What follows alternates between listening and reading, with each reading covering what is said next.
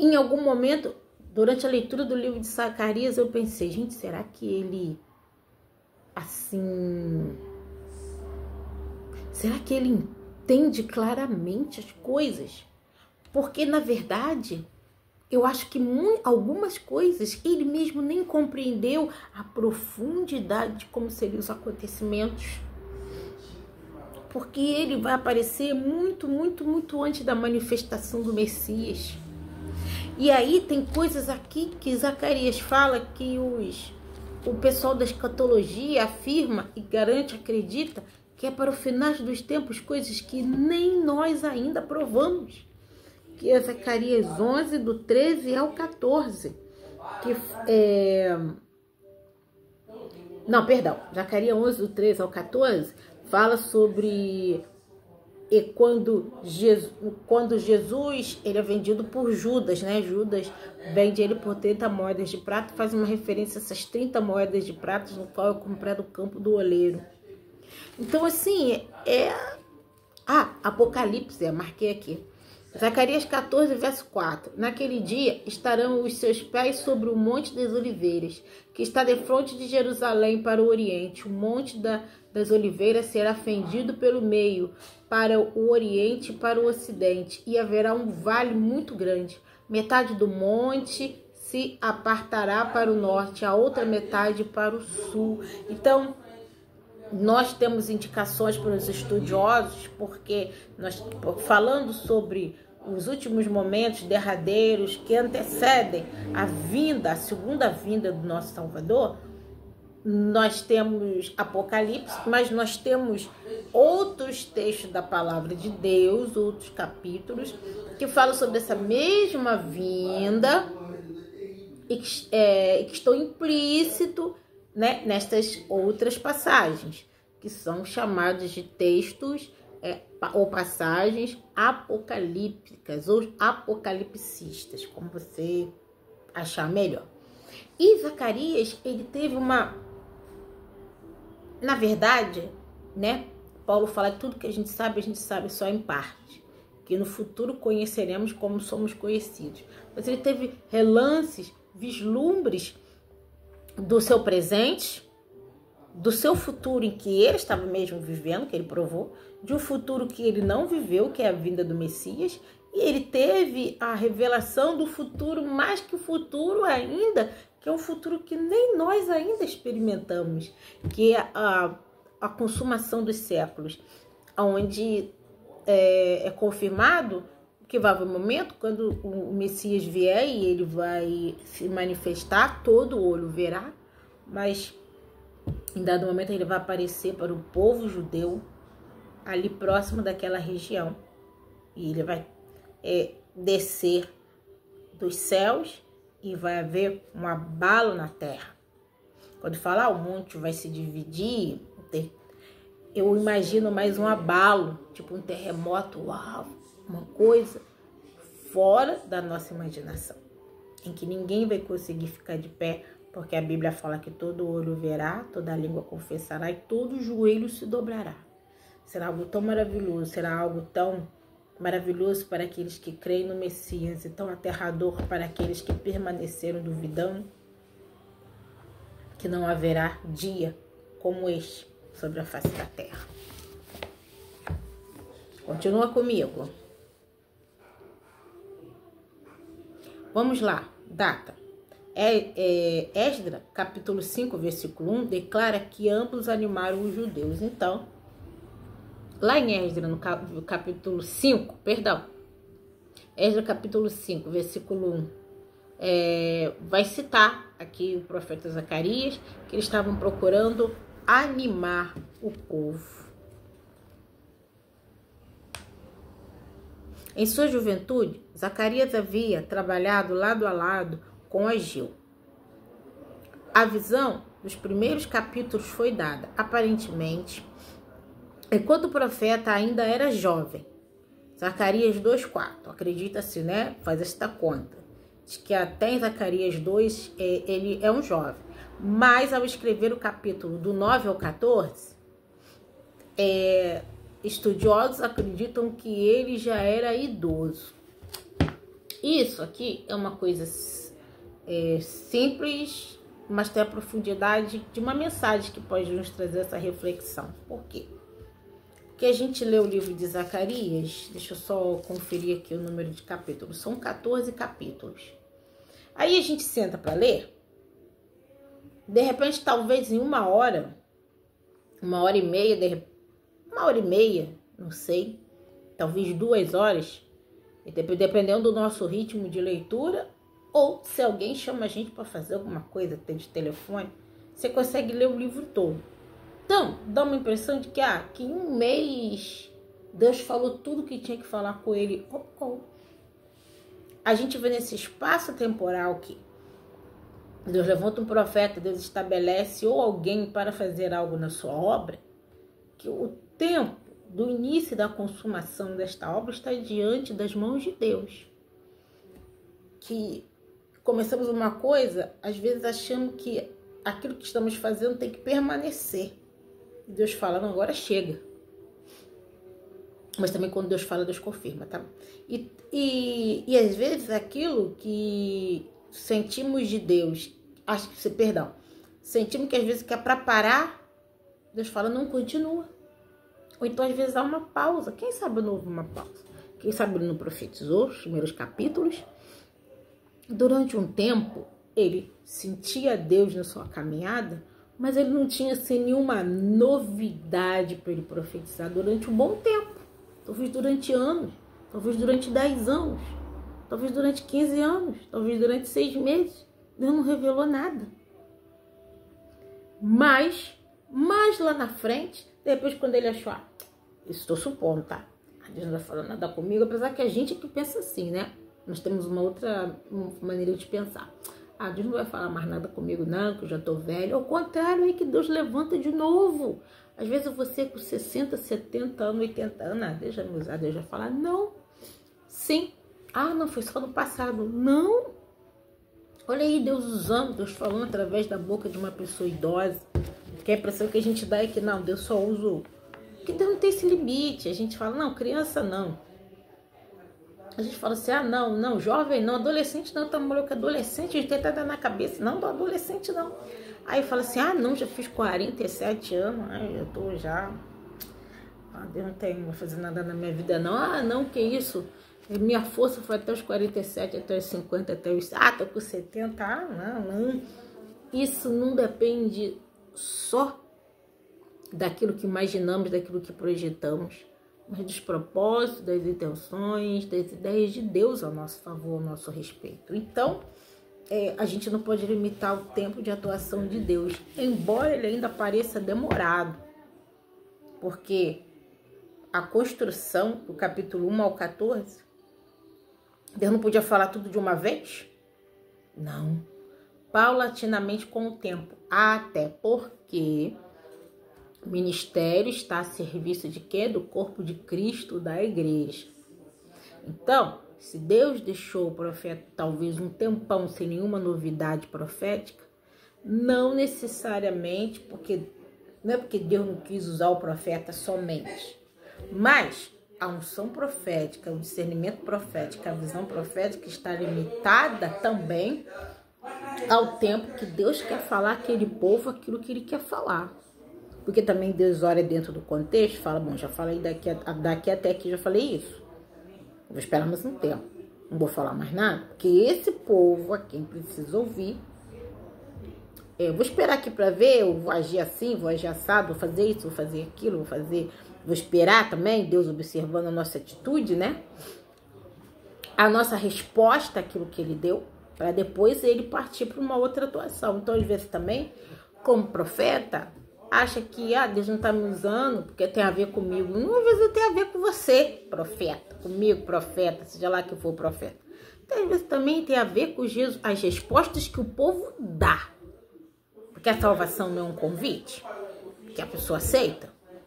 Depois ela aceitou, ela não passa para uma outra fase, uma outra fase, uma outra fase. Então, a quem também é destinada a profecia, o povo também, Deus vai olhar ver o povo, vai ver o que o povo vai fazer com o que eles receberam.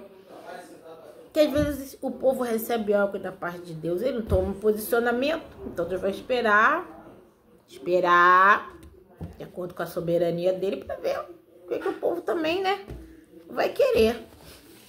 Ou seja, de uma maneira como Deus nos usa e vai nos usar e está nos usando, primeiro, ele não nos usa para nós, não nos usa para o próximo, certo? Então, a questão de ser usado por Deus não depende só de nós, mas do lugar onde nós estamos, das pessoas que estão interagindo conosco e com as pessoas que estão recebendo aquela palavra.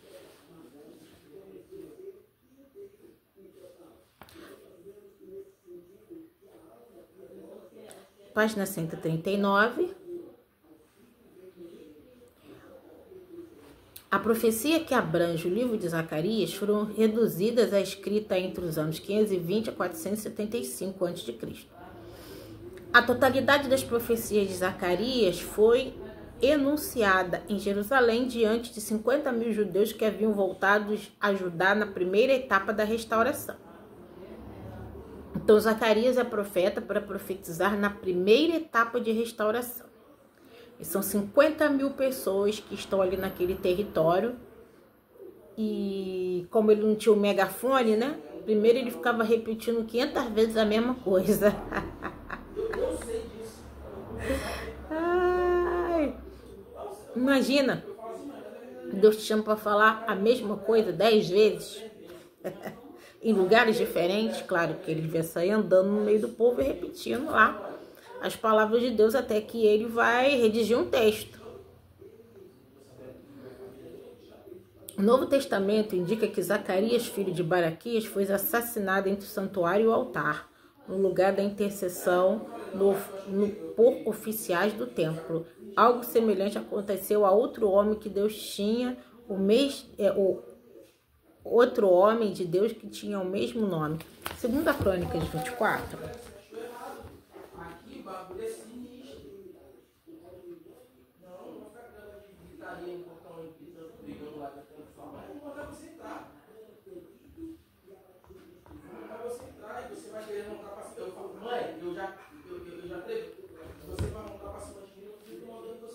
Segundo as Crônicas 24, do 20 e 21.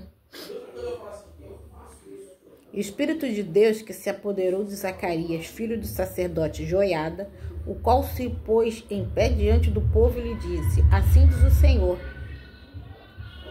Desculpa, gente, tá ouvindo o funk? Porque transgredis os mandamentos do Senhor, de modo que não prosperareis. Porque deixaste o Senhor, também ele vos deixará. Conspiraram contra ele e o apedrejaram, por mandamento do rei no pátio na casa do Senhor. Então, perguntamos, né? Não seria talvez esse Zacarias a quem o Novo Testamento se refere? Como esse outro? Nesse outro momento? Nós temos aqui dois Zacarias, dois profetas a quem Deus usa. E um deles, por avisar o povo, foi apedrejado com ordem do rei. Então não é porque você é profeta, eu sou profeta, ele é profeta, que Deus dá uma mensagem real para ser passada, que as pessoas vão aceitar, não.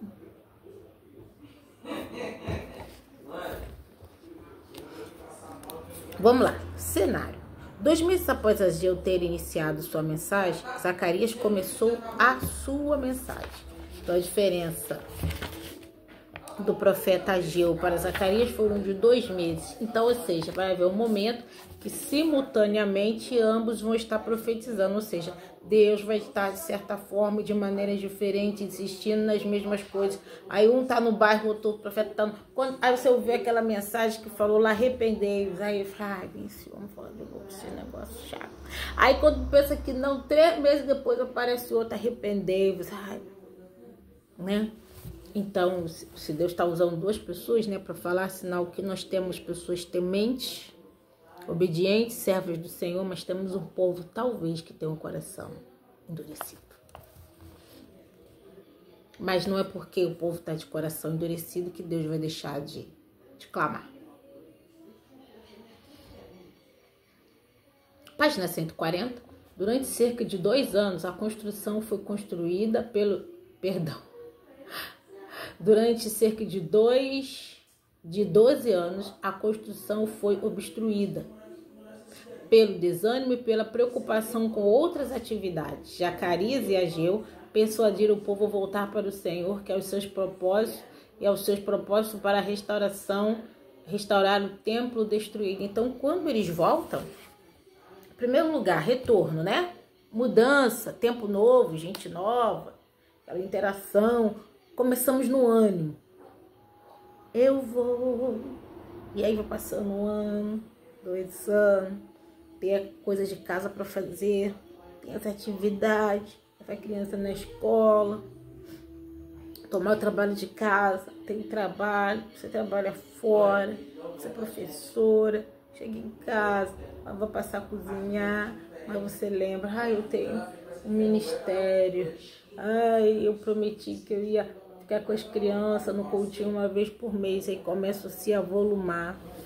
E às vezes não é nem o caso de você perder a fé, mas as atividades, as coisas que nós fazemos são maravilhosas e necessárias, mas às vezes elas podem tomar o lugar do propósito de um dos propósitos de Deus para a nossa vida. E o que aconteceu na vida de muita gente? Depois de 12 anos, o pessoal não estava mais preocupado em terminar o templo, porque eles tinham a casa deles para fazer. Esse é um desafio que temos em Deus. Edificar, construir a nossa casa, trabalhar,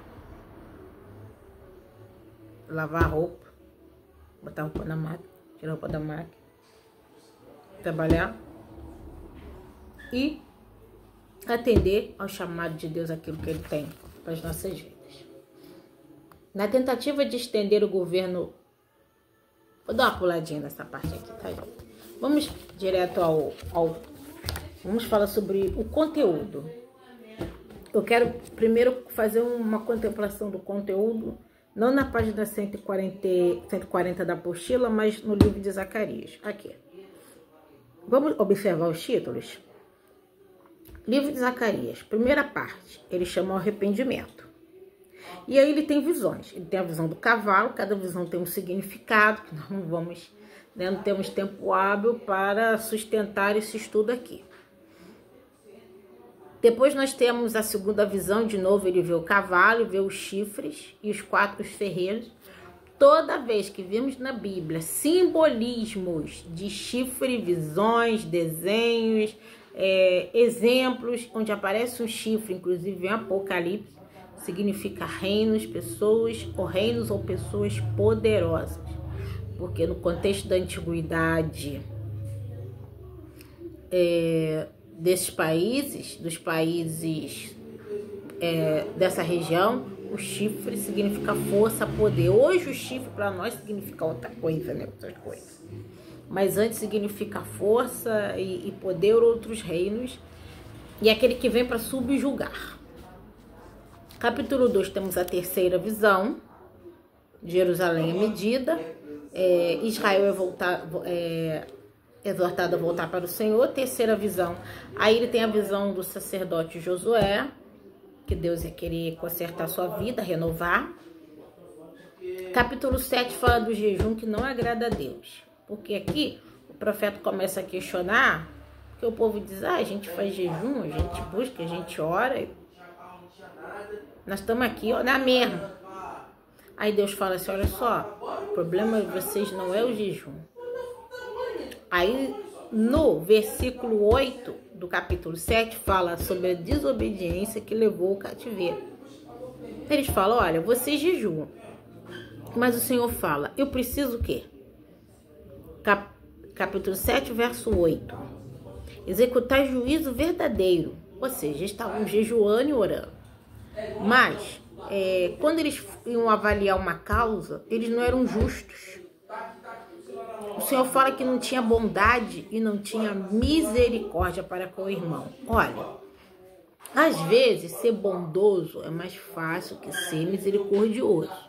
Porque ser bondoso, você tá lá indo para entrar no mercado e aí vem o moço pedindo ajuda porque ele não tem o que comer. E aí você dá R$ 5 para ele comprar o pão. Então, isso é bondade. Oh, você faz para uma pessoa que apareceu no seu caminho que você nem conhece. Agora, misericórdia, ela atua quando a pessoa não merece. Eu aprontei com você e te enganei.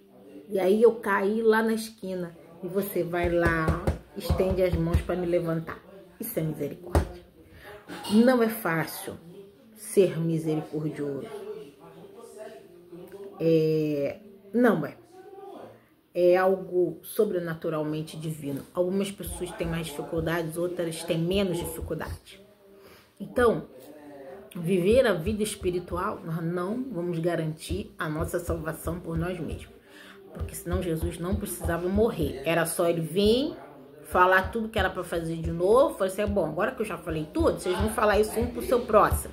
Mas como nós seríamos todos bonzinhos, todo mundo, a maioria das pessoas ia começar a fazer a bondade. Jesus falou, ó, eu estou subindo. Quando eu voltar, eu pego aqui os bonzinhos. Então, a maioria de nós tem o coração duro e é mau. Salvos pelo sangue, pela misericórdia de Cristo, o Espírito Santo é que nos convence. Na hora da gente fazer a maldade, Deus toca em nós, a gente retrocede. Isso é obra do Espírito Santo. Então é por isso que eu tenho que orar. Pedir a Deus misericórdia todo dia, porque o sangue de Cristo é que me purifica do meu pecado. De eu me purificar, ele me dá a capacidade de ter misericórdia. E é aí que entra a fé. Que eu falo assim, não, eu reconheço, não sou uma pessoa misericordiosa, eu me ajoelho, eu peço a Deus, Senhor, eu estou saindo de casa, me ajuda a praticar misericórdia. E em Cristo eu sou mais que vencedora, porque Ele vai fazer brotar o ato de misericórdia da minha vida. Não porque eu sou boazinha, mas por causa do sangue derramado na cruz, eu derramo meu sangue para dizer para vocês, eu posso limpar, assim como Ele estava limpando o sacerdote Josué. Ele fala aqui no 10, não oprimir a viúva. Sabe por quê? Às vezes, estava lá no meio do povo, de repente tinha um imposto. Sabia que a mulher estava numa situação por ser viúva, né? Hoje, a viúva, ela está sujeita a ser pensionista. E viver mais ou menos no padrão que ela vivia quando o marido era vivo, né? Em alguns contornos sociais. Mas ali não tinha INSS nenhum, não. A viúva, ou era o filho dela ia sustentar ela, se ela não tivesse um filho, ela tinha que contar com a compreensão da comunidade para ajudar ela a viver. E aí a mulher tem um dinheirinho lá, e você é o cobrador de impostos, sei lá que você é, ao invés de você abençoar ela, você tira, fala, ó, aí o imposto... Tô inventando uma história aqui, 5 centavos, tu cobra 10, a mulher já vive com R$100. Ou então você tem um campo grande que ela pode chegar lá e colher os despojos, e você pode até fazer mais, até dar uma parte da sua renda para ela, que na verdade não vai fazer falta, do seu trigo, e eu não dou, né? Eu preciso de 10 sacos de trigo para sobreviver, eu recolho 20 e eu só dou para ela 1/3 de um saco, sendo que eu poderia dar meio saco, ou se eu fosse muito generosa, eu podia dar um saco inteiro, e eu não dou. Deus está sentado no céu e vendo. Ou o órfão, ou a pessoa estrangeira, a pessoa veio de outro país, está precisando de uma doação, é comprovado que ela precisa de ajuda. Eu falo assim, eu não. Fulano nem é daqui, não vou dar nada não. Às vezes não fala que não vai dar, mas não dá. Uma coisa é não poder, outra coisa é não querer, né? E aqui fala que não ajudava nem o pobre, nem tente cada um no seu coração mal contra o seu próximo. Quando eu penso assim, ai, se eu pudesse, eu metia a espada na cabeça dessa pessoa. Se eu estou falando isso com o coração cheio, né, de ódio, eu não estou exercitando a misericórdia de Deus, e o Senhor aspira o cheiro do meu coração. Eles, porém, não quiseram atender e rebeldes se deram as costas e endureceram os ouvidos para que não ouvissem. Então Deus estava falando, olha, eu tenho falado com vocês para fazerem coisas boas. Vocês ouviram, vocês tinham o coração tão duro que vocês não quiseram fazer. Sim, fizeram o seu coração duro como diamante, para que não ouvissem a lei nem as palavras que o Senhor dos exércitos enviara pelo seu espírito mediante os profetas que nos precederam.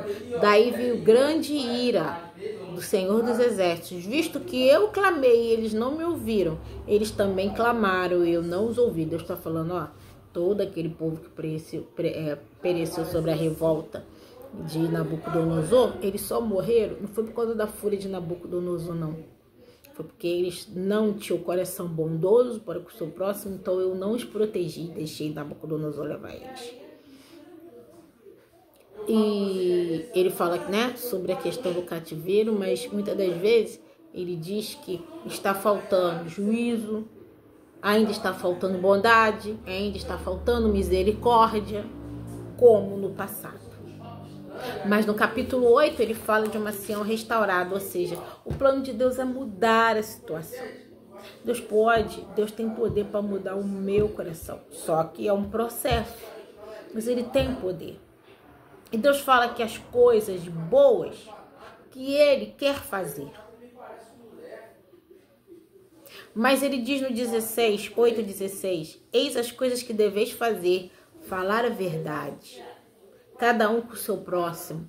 Deus não quer que a gente minta, seja mentiroso, fique enganando as pessoas. Eu tenho uma consciência, eu aprendi algo, eu preciso exercitar a verdade.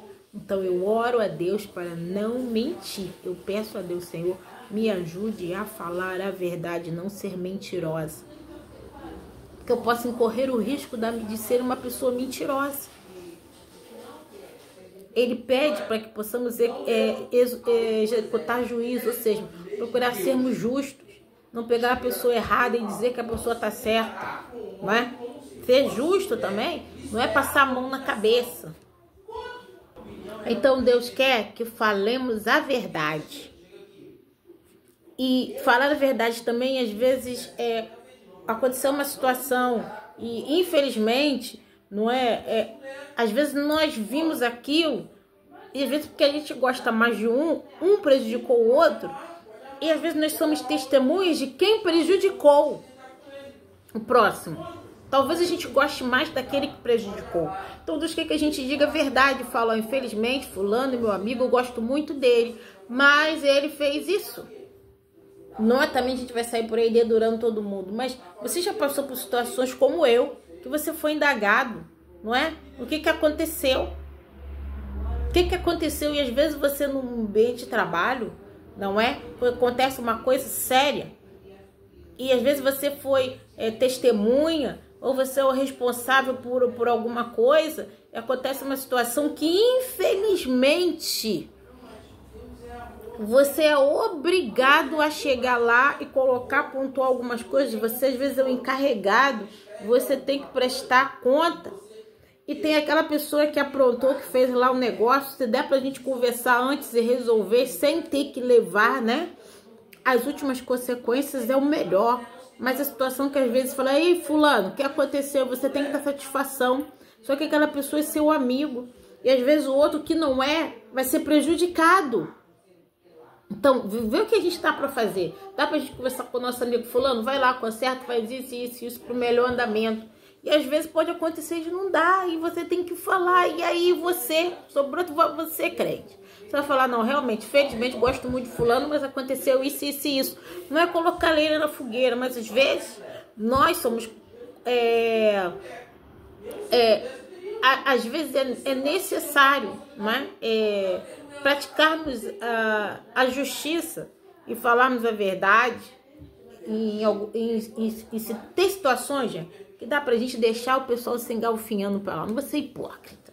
Não, tem certas coisas que a gente tem que mesmo, porque se a gente for entrar em tudo, né, a gente vai virar. Mas tem situação que a gente dá pra gente fingir que a gente não viu nada. Até porque não chamaram a gente na conversa. A gente deixa pra lá, ora a Deus e tal, vai levando. Mas tem coisa que às vezes nós somos obrigados a nos posicionar em detrimento da outra pessoa. Falo pra vocês disso, que eu soube de uma situação no meu trabalho que essa pessoa não é crente. E falaram uma coisa de mim lá no meu trabalho, não estava lá, que não era verdade. Na verdade, foram 2 pessoas que aconteceu isso. Essas 2 pessoas não são crentes. Não é porque eu sou boazinha, eu sou santinha, não. Só que eu não tinha feito aquilo. Então, em favor do juízo e da verdade, é verdade. Eu soube que me defenderam no meu trabalho. Eu dou glória a Deus, né? Que Jesus é o justo juiz, ele que é o nosso defensor. E a pessoa quis me jogar na minha conta uma culpa que não era minha. E a pessoa foi lá e falou assim, não. Inclusive, uma dessas pessoas até se dizem, eu me desentendi com essa pessoa, feio. Mas já nos reconciliamos. E teve uma situação lá que quiseram me incriminar. Me responsabilizar, né? Porque eu não matei ninguém. Me responsabilizar, a responsabilidade não era minha, a culpa não era minha. E essa pessoa, cara, essa pessoa não é crente, bebe. E aí eu tinha me desentendido com essa pessoa e essa pessoa foi lá, pela misericórdia do Senhor, e falou, não, ela não faz isso não. Me defendeu, porque Deus é que Ele nos defende e nos livra. Então, ele praticou a justiça. Ele poderia ter ficado na dele, sinceramente. Mas ele foi lá e falou que não era verdade. Porque na verdade as pessoas estavam inventando. Então assim, eu louvo a Deus pela misericórdia dele para com a minha vida, não é? E de repente se fosse uma outra situação, outra pessoa, e deixar me jogar ele na fogueira. E às vezes quantas pessoas, né, são jogadas aos leões. E nós, como crente, não temos a atitude de um ímpio, de falar, não, fulano não fez isso, não. Claro que sabemos que às vezes vivemos em um contexto que às vezes estamos debaixo de ameaças terríveis. Para a gente falar alguma coisa, né, pode comprometer a integridade da nossa família, dependendo do que for. Sou muito sincera, oremos a Deus e peçamos uma direção, né? Daquilo que falamos ou devemos falar. Mas Deus está sinalizando aqui, talvez coisas do dia a dia. Ele fala, nenhum de vós pense mal no seu coração o seu próximo, nem ame o juramento falso. Deus olhava do seu trono e via não apenas uma obra que estava parada, não, irmão. Não era só uma igreja que não estava fazendo, não. Não era só um ministério que não estava andando, não. Não era só um encontro de mulheres que não tinha acontecido, não. Deus estava olhando dos céus e estava vendo pessoas falando mentiras. Então nem sempre é fácil mentir, falar a verdade. Por isso pedimos a Deus para lavar nossas bocas, minha boca com sabão, meu coração, para que proceda a verdade da minha boca. Porque Deus diz que aborrece tais atitudes. Aqui, aí Deus está falando, olha, a palavra do Senhor dos Exércitos veio a mim dizendo, versículo 18 do texto do capítulo 8. 19, assim diz o Senhor dos Exércitos, o jejum do 4º mês, e do 5º, e do 7º, e do 10º, serão para a casa de Judá regozijo, alegria e festividade solene. Amai, pois, a verdade e a paz. Então, tem gente que adora uma confusão, adora uma intriga, às vezes nós somos obrigados a entrar em certas demandas, somos obrigados por situações e aí a gente acaba entrando. Mas tem gente que tá, como ele falou, ó, vocês são os crentes aqui da parada, né?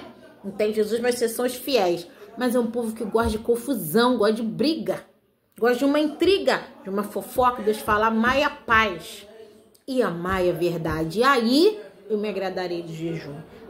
Alguns talvez vão usar um pouco desse texto para dizer, tá vendo? O negócio de jejum é bobagem. Olha só.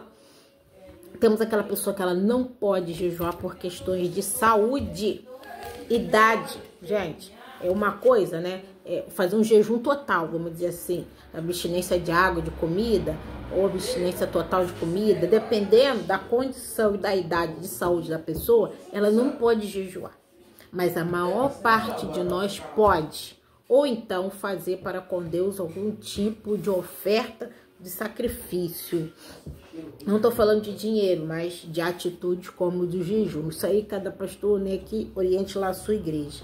Mas o Senhor está falando, olha, eu quero sim que se faça o jejum. Às vezes se usa, né, esse texto para justificar o ato de não fazê-lo. Aí fala, tá vendo, o jejum não adianta de nada. Não, não é isso. Porque na verdade o jejum, ele é acompanhado da leitura da palavra, é acompanhado da oração, porque vai nos conduzir a um caminho de quê? De arrependimento. aqui chegou um ponto que eles estavam tão habituados ao negócio do jejum, tão habituados, que ficou a prática pela prática. No capítulo 9, ele fala dos castigos dos povos, não é? Que não se arrependem.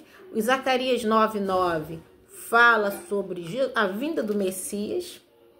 Capítulo 10 fala sobre Deus abençoará Judá. No finalzinho do 11, ele vai falar sobre as moedas, 30 moedas de prata no campo do olheiro, uma profecia acerca também do nosso Salvador. Capítulo 12, a salvação de Jerusalém. No versículo 10, aqui, de novo, fala sobre a morte de Cristo, ó. E sobre... bom, vamos lá. Não estou dizendo que ele tinha...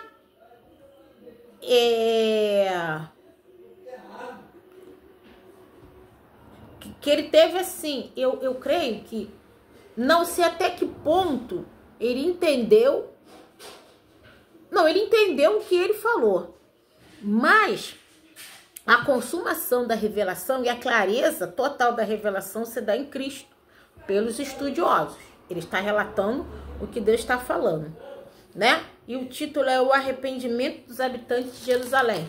Fala sobre o arrependimento das obras mortas de Jerusalém. Mas o 10 diz: sobre a casa de Davi, sobre os habitantes de Jerusalém, derramarei o espírito de graça e de súplica. Olharão para aquele a quem transpassá-lo. Pranteá-lo como que pranteia, como unigênito, e chorarão sobre ele, como se chora amargamente pelo primogênito. Então, aqui estamos, não é? Fala sobre transpassar a crucificação do nosso Senhor Jesus. Ele, não sei se ele ouviu essas palavras, se ele teve uma visão dos habitantes da casa de Davi chorando sobre alguém transpassado. Então não era qualquer pessoa. Então entendemos pelo estudo das escrituras, pelos antigos pesquisadores, historiadores, do texto bíblico, acreditam que ele estaria falando sobre Jesus. Inclusive tem um grupo, um ministério que fez uma música baseado nesse texto. Bom, pode ter mais de uma, mas eu só conheço uma, né? No capítulo 13, a eliminação dos ídolos e dos falsos profetas. E aqui o 13 ele está falando que tem gente que diz que é profeta e não é, ou que de repente é profeta, mas lança uma falsa profecia, e que Deus iria desmascarar os tais, né? Capítulo 14, o juízo sobre Jerusalém, a glória futura da cidade de Deus. Deus fala de juízo, Deus fala de justiça, mas em todo o tempo Deus está transicionando essas duras mensagens com mensagens de paz, porque Deus é sempre da oportunidade, do recomeço e de uma possibilidade de uma nova vida em Deus. Acompanhe comigo a página 141, que fala sobre o jejum de Israel. Porque ele está falando aqui eram 4 períodos: 10º mês, 4º mês, 5º mês e 7º mês, que o profeta está falando que o povo jejuava. Mas ele falou assim: vocês estão jejuando, mas é para mim mesmo que vocês estão jejuando? Porque Deus estava vendo o quê? Não apenas a prática do jejum, mas a atitude dessas pessoas antes, durante e depois do jejum. E os capítulos 7 e 8 nos dão pelo menos 2 esclarecimentos concernentes aos jejuns de Israel. Os judeus não tinham data marcada no seu calendário para jejum ordenado por Deus, mas a própria nação impôs a si mesmo, foi uma proposta, de dias de jejuns em memória a diversas calamidades envolvidas na destruição de Jerusalém. Então esses jejuns aqui, que vão aparecer no texto de Zacarias, são momentos de reflexão e oração. A ideia é boa, a iniciativa Deus está falando que não é para não fazer, entendeu? Porque tá vendo lá, o povo doido, querendo inventar coisa para fazer, e Deus não estava se agradando deles fazerem. Não. O que Deus estava questionando aqui é a postura deles. Porque uns dias de jejum que eles tinham, A página 141 tem a tabela que você vai ler com mais detalhes. Fala do o primeiro jejum, que seria o dia 10 de janeiro no calendário, eles estariam rememorando o dia em que principiou o cerco de Jerusalém. Depois, o segundo jejum é em memória o dia que os babilônios vão romper o muro de Jerusalém. E depois outro jejum vai rememorar Jerusalém quando foi destruída e queimada. E o último jejum é rememorando a data em que Gedalias, o governador dessa Judéia arrasada, foi assassinado.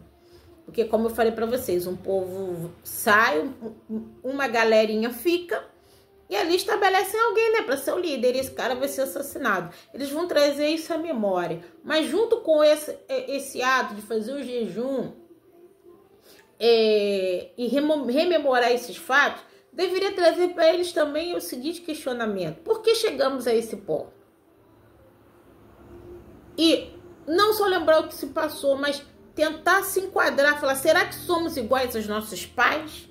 Desobedeceram a Deus e passaram por isso, mas parece que eles estavam esquecendo disso aí. Continue comigo, hein?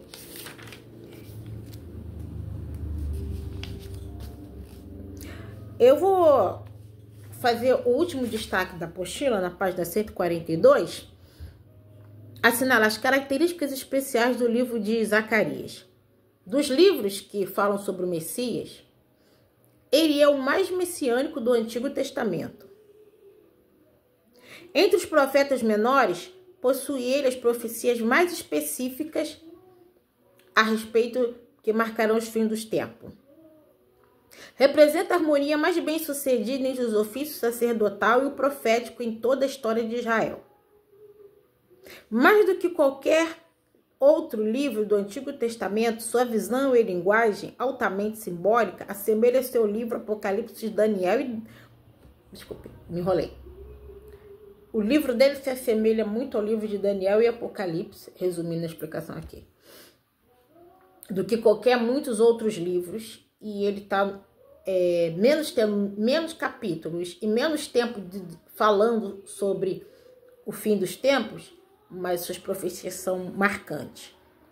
E comparadas à expressão marcante dos livros de Apocalipse e Daniel. Gente, eu encerro aqui o livro de Zacarias. Ficamos quase 1 hora falando sobre esse assunto e sinto que poderíamos ter falado mais, não é verdade? Então, vamos encerrar na próxima edição, daqui a pouco, falando sobre o livro de Malaquias. Até mais.